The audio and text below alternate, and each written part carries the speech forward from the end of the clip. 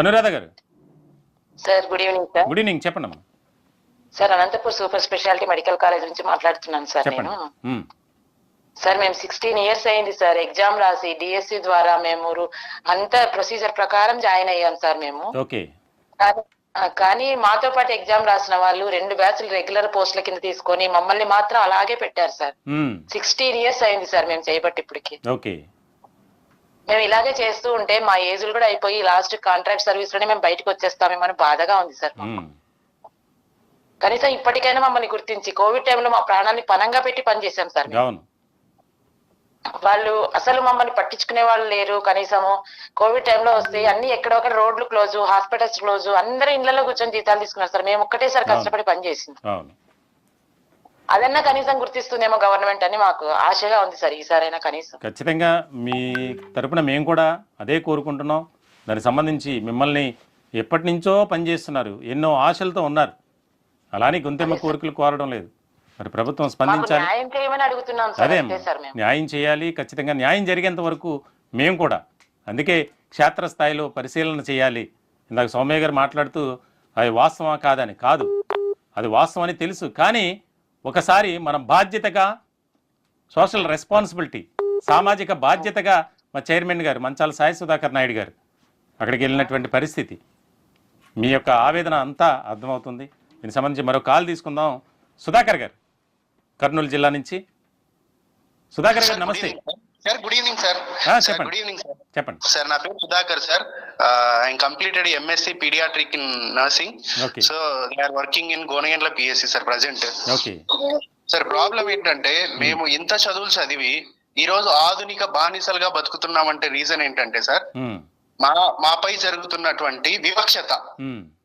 Health department లో అత్యధికంగా వివక్షతకు గురవుతున్న డిపార్ట్మెంట్ లో ఏ డిపార్ట్మెంట్ అంటే వైద్య ఆరోగ్య శాఖలో నర్సింగ్ డిపార్ట్మెంట్ సార్.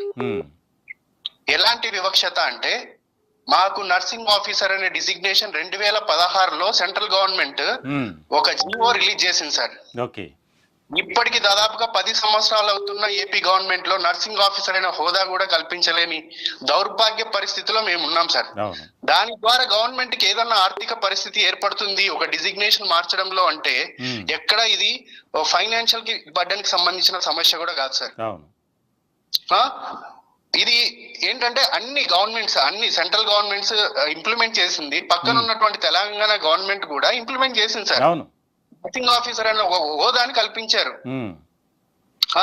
మేము డిగ్రీలు, పీజీలు, పిహెచ్డీలు చేసిన మా ఒక క్వాలిటీ ఆఫ్ నర్సింగ్ ఎడ్యుకేషన్ చేసిన మేము ఈరోజు ఆధునిక బానిసలుగా బతుకుతున్నాం సార్. మా పరిస్థితి ఎట్లుందంటే మా పిల్లలు, మా సంసారం అన్ని పక్క పెట్టేసుకొని 24 గంటలు 12 గంటలు హాస్పిటల్లో ఉంటూ చిన్న కేసు దగ్గర నుంచి సార్, మైనర్ కేసు దగ్గర నుండి మేజర్ కేసుల వరకు మేము అటెండ్ అవ్వాల్సి వస్తుంది సార్. ఎవరు అటెండ్ కాకపోయినా స్టాఫ్ నర్స్ ఏ కేసు వచ్చినా అది రెఫరల్ పంపించాలన్నా, లేదంటే దానికి బేసిక్ ట్రీట్మెంట్ ఇవ్వాలన్నా, ఎమర్జెన్సీ ట్రీట్మెంట్ ఇవ్వాలన్నా, సిపిఆర్ ఇవ్వాలన్నా, రెఫరల్ రాయాలన్నా, డెలివరీ కేసుకి అటెండ్ చేయాలన్నా కూడా సో ఒక స్టాఫ్ నర్స్ పైన డిపెండ్ అయింది సార్. ఈరోజు పిహెచ్సిలు, రాష్ట్రంలో ఉన్న పిహెచ్సిలు అన్ని 24 గంటలు ప్రజలకు వైద్య సేవలు అందుతున్నాయంటే అక్కడ 24 గంటలు అందుబాటులో ఉండి స్టాఫ్ నర్స్ పేద అందరికి సార్, అందరికి వైద్య సేవలు అందిస్తున్నారు సార్. కానీ మా పైన వివక్షత రోజు రోజుకి, సంవత్సరాల నుంచి మేము వివక్షతకు గురవుతూనే ఉన్నాం సార్. సార్ ఎంత దారుణమైన పరిస్థితి అంటే మేము చదివిన చదువులకి విలువ లేకుండా పోతుంది సార్.